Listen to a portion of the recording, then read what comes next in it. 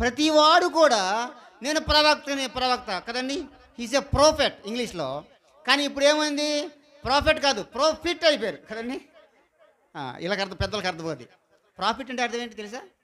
Profit కాదు, profit, FIT fit అంటే ఏంటి? లాభాన్ని ఆర్జించేవాడు. చాలామంది ప్రాఫిట్ ప్రాఫిట్ ప్రాఫిట్ అని పెట్టుకుంటున్నారు.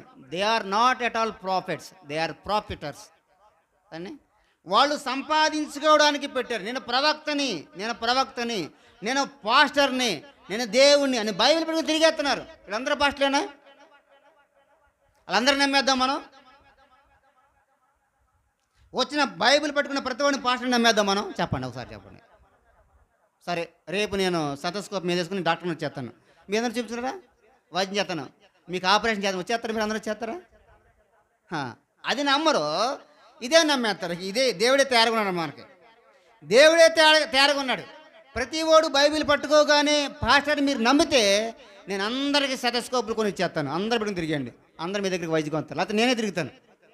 అప్పుడు మీరేమవుతారు? అయ్యా మీరు నిజంగా MBBS చేశారా, చదువుకున్నారా, డిగ్రీ ఏది చూపించండి అని అడుగుతారా? ఆ జ్ఞానం ఎందుకు లేదు సంఘాలకి?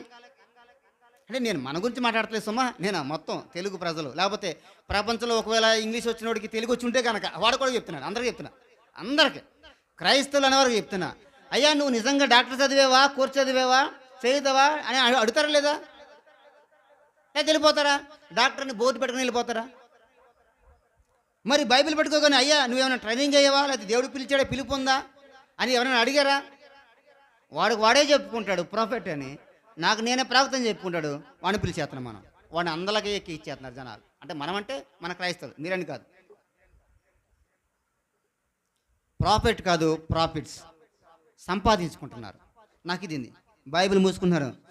అదిగో ఎలా ఉందంటే మానసికంగా మనుషులను సైకలాజికల్గా ఒకలాంటి దాన్ని ఏమంటామంటే ఒక సిచ్యువేషన్లోనికి అంటే మోల్డ్ చేయడం అన్నమాట. ఇప్పుడు మ్యూజిక్ ఏం వద్దంటే ఒక వెనకాల మ్యూజిక్ పెట్టినప్పుడు దానికి రాగాలు ఉంటాయి. మ్యూజిక్లో బాధ కలిగినప్పుడు బాధకు ఒక రాగం ఉంటుంది, సంతోషకున్నప్పుడు ఒక రాగం ఉంటుంది, అదన్నీ ఇలాగా ఒక్కొక్క దానికి ఒక ఎక్స్ప్రెషన్స్ ఉంటుంది దానికి.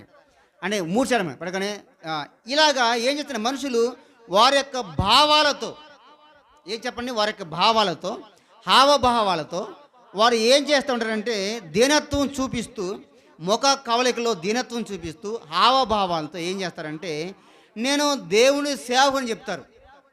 కానీ ఇది బైబిల్ కదా, ఇది బైబిల్ పెట్టుకొని